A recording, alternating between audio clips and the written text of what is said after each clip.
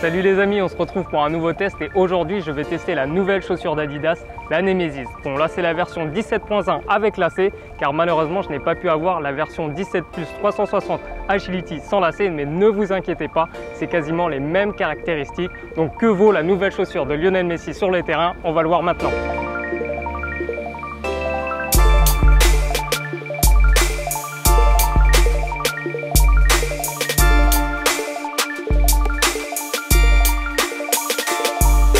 La première chose que l'on remarque lorsqu'on découvre la Nemesis 17, c'est son inspiration du strapping. Donc avec ces bandes qui s'entrelacent tout autour du pied. Justement, ça fait partie des technologies phares de cette nouvelle paire avec l'Agility Bandage System qui intervient surtout sur le coup de pied. On a également la 360 Torsion Tape.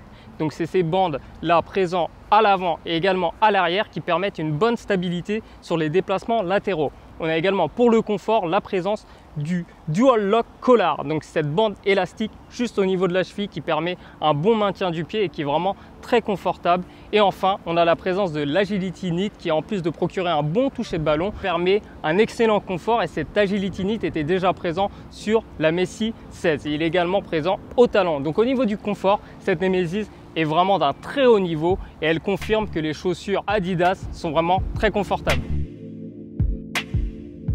Au niveau de la maniabilité, déjà ce qu'il faut savoir, c'est que c'est une chaussure très légère qui pèse seulement 219 grammes.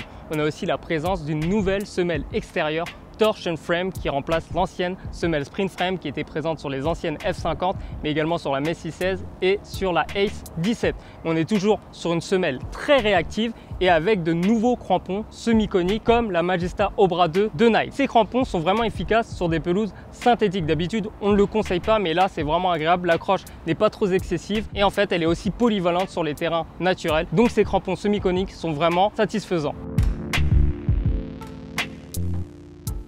Au niveau du toucher, on est vraiment dans la lignée de la Messi 16 avec la présence de l'Agility Knit et ces petits points sur cette tige. C'est vraiment très efficace pour le toucher parce qu'en fait, l'accroche de balle est accentuée et que ce soit sur les dribbles ou sur les frappes, on a vraiment de très bonnes sensations avec cette Nemesis 17.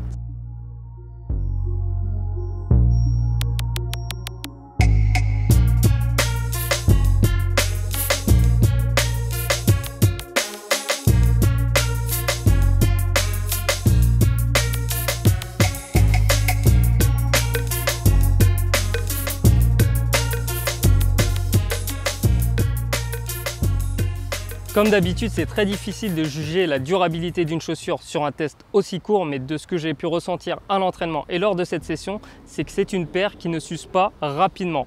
Et en fait, on pourrait croire que c'est une paire qui est fragile, mais en fait, elle est renforcée un peu partout avec un film plastique, donc des doublures qui interagissent un peu partout sur la paire, sauf sur le haut du Dual Lock Collar. Donc à ce niveau-là, c'est vraiment très efficace. Mais sinon, c'est vrai que l'on sent un peu les coups de crampon parce que c'est quand même une tige qui est assez fine. Donc les coups de crampon, surtout sur le coup de pied qui n'est pas très bien protégé, et ben ça risque de faire mal. Mais pour une paire qui paraît vraiment très fragile, la Nemesis est plus solide qu'on ne le pense.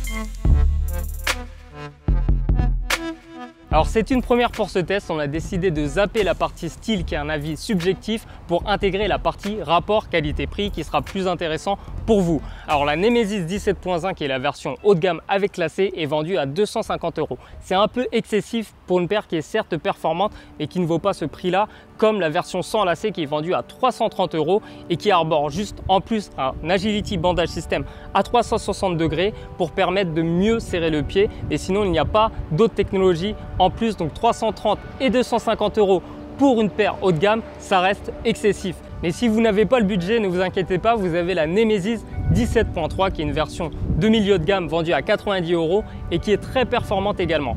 Bon, la différence c'est qu'on n'a pas l'Agility Knit sur le bout de la chaussure et sur le talon. C'est une tige plus classique, mais c'est également très confortable. On a toutefois la présence du 360 Torsion Tape, donc là sur les côtés pour bien stabiliser la paire. Et on a également le Dual Lock Collar qui est inchangé et on a une semelle Agility qui est vraiment très agréable. Donc là c'est la version Turf et la version Turf qui est conseillée pour les terrains synthétiques, que ce soit sur les terrains publics ou sur les complexes de foot à 5, est vraiment très agréable, elle est vraiment très performante et c'est une paire que j'adore et qui est vendue à 90 €. Donc si vous n'avez pas le budget pour les versions haut de gamme, vous avez la version milieu de gamme qui fera largement l'affaire.